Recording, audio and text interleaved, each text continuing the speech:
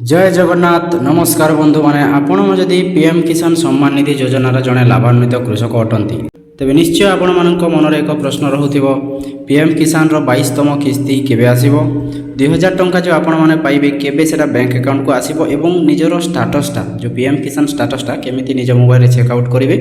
तो फ्रेंड्स आज एही वीडियो रे मु आपण मानक पीएम किसान सम्मान निधि योजनार जो 22तम इंस्टॉलमेंट 2026 संपर्क रे संपूर्ण सठिक तथ्य देवी। तो वीडियोटा को बिना स्किप कर शेष जाए देखो। तो फ्रेंड्स जो पीएम किसान योजना हूँ भारत सरकार द्वारा जो एक बड़ कृषक सहायता योजना यही योजन योग्य कृषक मैंने प्रति वर्ष 6000 टंका लेखाएं जो सहायता राशि पाई था यह प्रति वर्ष 3टी इंस्टॉलमेंट रे दिया जाए। आपण तो जानते प्रति इंस्टॉलमेंट रे 2000 टंका लेखाएं पाई था। तो यही टंकाटा कौ थ्रो आसছে तो यही टंका गुड़ाक जो डीबीटी माध्यम सीधा सड़क बैंक अकाउंट को आसছে। तो सबुठार इम्पोर्टाट अपडेटा कौन हो तो जो पीएम किसान रो 22तम जो इंस्टॉलमेंट रोचे 2026 तो बहुत शीघ्र रिलीज होगा जाऊँगी।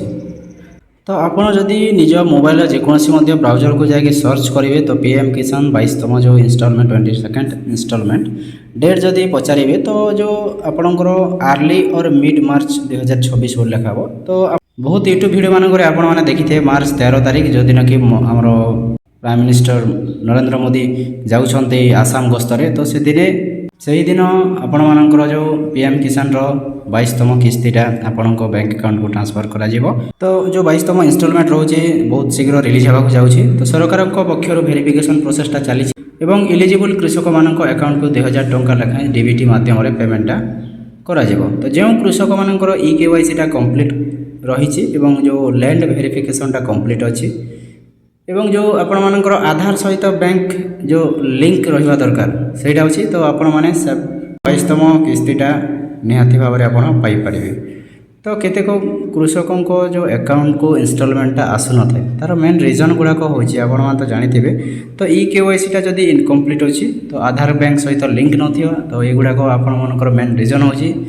जदि आपण मानकर बैंक सहित आधारटा लिंक नथिबो लैंड रेकॉर्ड मध्ये वेरिफिकेशन रे पेंडिंग देखौथिबो किंबा बैंक अकाउंटा इनएक्टिव थी आपण बैंक अकाउंट को चलो नथिबे तो सही केस रे किंबा आपणकर रंग बैंक डिटेल्सटा फिलअप करदेबे तो सही केस रे आपण मानकर इंस्टॉलमेंटा न आसीबार संभावना रहुछि।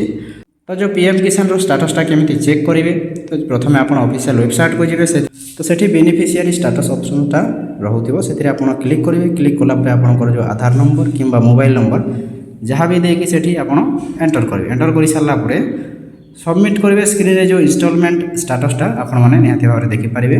जदि आपण मानकर इंस्टॉलमेंट आसी नाही तेबे केवाईसीटा बहुत शीघ्र कंप्लीट कर दियंतु बैंक अकाउंट सहित आधारटा लिंक कर दियंतु बहुत जरूरी रहउछि एवं निकटस्थ सीएससी सेंटर रे वेरिफिकेशनटा कराइ दियंतु ताहेले परवर्ती इंस्टॉलमेंटा जो आपण माने निहाती भाव पाई पारिबे।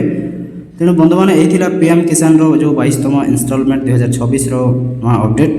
आपण मानक जो अकाउंट को 2000 टंका लेखाएं इंस्टॉलमेंट आसी कि नहीं कमेंट रे जणांतु। एहीपरि गवर्नमेंट स्कीम अपडेट पाई वीडियो को लाइक करंतु शेयर करंतु चैनल को सब्सक्राइब करंतु। धन्यवाद।